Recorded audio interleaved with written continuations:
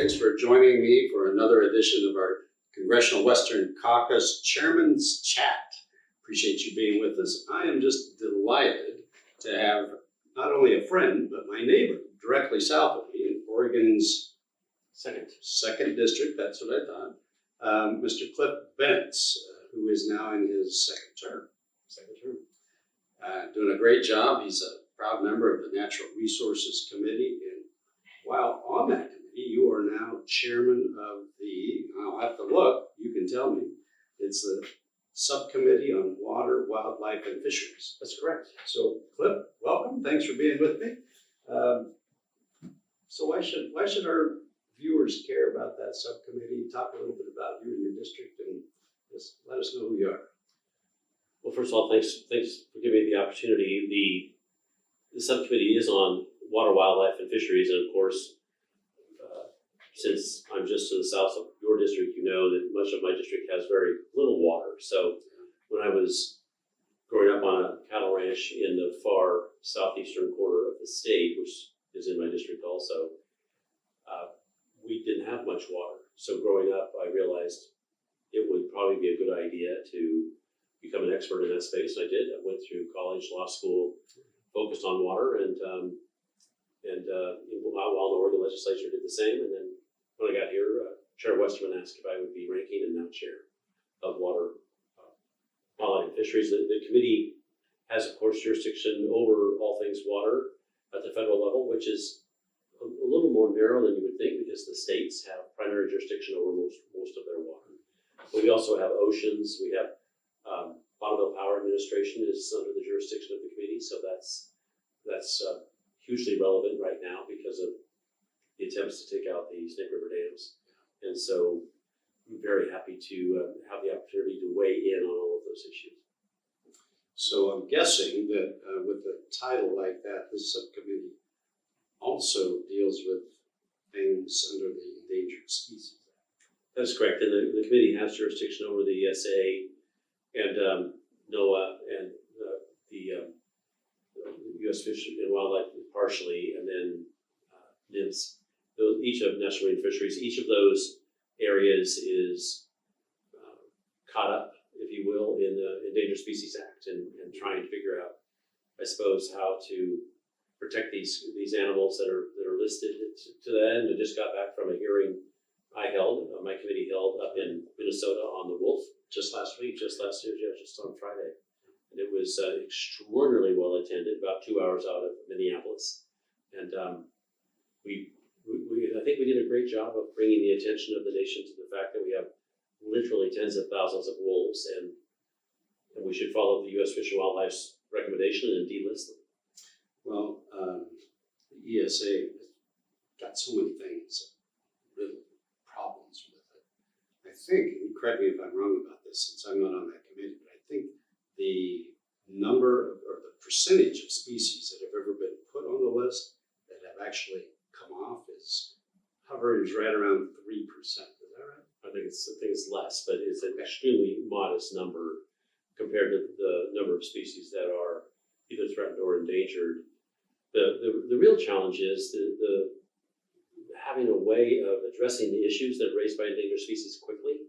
And we hear all about this delay in permitting, and what's really going on there is extraordinarily delay in trying to figure out what to do when it comes to NEPA and the ESA and all of the challenges that go with protecting these species. And the numbers are ridiculous. I think the spotted frog down in and around Bend, Oregon, the number I've heard, and I've heard it from a lot of different sources, is they think it's 2.5 billion Spotted frog. The spotted frog to recover the spotted frog, 2.5 billion to recover the frog.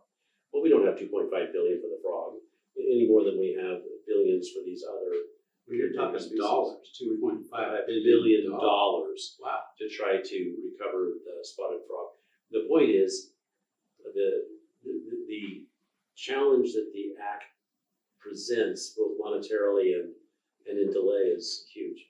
So I don't want to sound like a extremist or something like that, but would you agree that in the context of permitting, you mentioned, of agriculture, critical mineral development, oil and gas, any kind of developing our natural resources, that the ESA has been used as a tool, weaponized as a tool by extremists, by people that don't want us to touch anything. Is that a fair assessment? Well, it's understated. Of course, that's a fair statement. You are exactly right.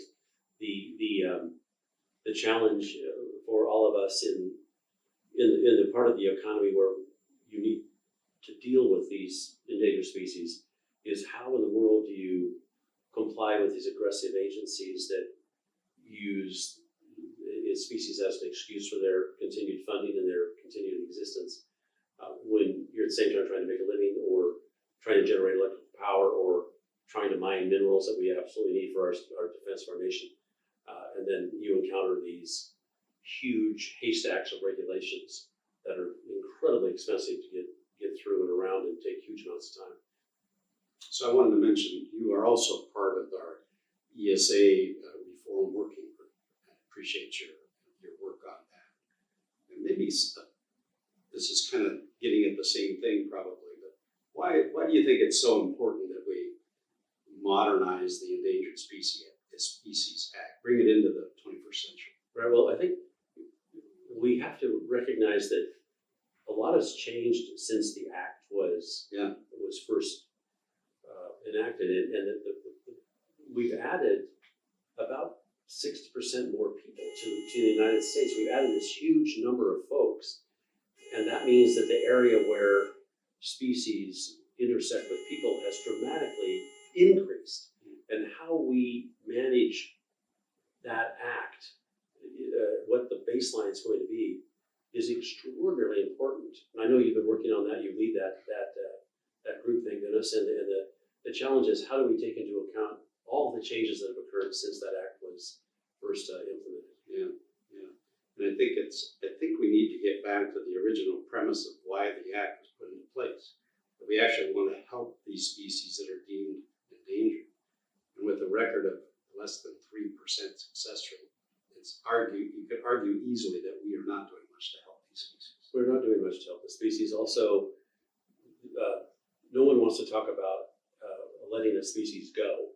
Like the God Squad was originally that's a name for the agency that's never, or the portion of the agency never been used, but where you finally say there's not sufficient numbers of this species to warrant the billions and billions and billions that are going to have to be spent to try to recover it.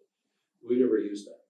And at some point, somewhere, someone's going to have to say, this isn't going to work. We can't stop all of activity in the Gulf, for example, the Gulf of Mexico, for a whale that we have 42 animals left, perhaps.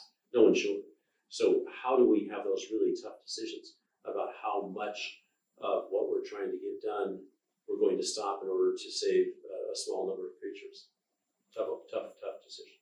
Difficult decisions. One thing that might help is actually declaring victory when we do have a species that reaches the point where they are no longer endangered, such as the gray wolf. The gray wolf or the grizzly bear. We had 2,000 grizzly bears we wanted. Now we have 8,000, and they're still endangered. We go, man, something's wrong. That's probably why they're starting to move them into my district. Because they got too many in other places. Yeah, probably.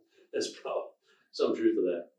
Well, Cliff, I'm just delighted that you could spend a few minutes with me on this chat, the Congressional Western Caucus Chairman's Chat. Before we close, any parting thoughts for our viewers? Well, I just want to say thanks for this opportunity, and thanks for your work on leading the Endangered Species Act restructuring effort. Extremely important to those of us in the Western United States, actually the entire United States, but really appreciate your work.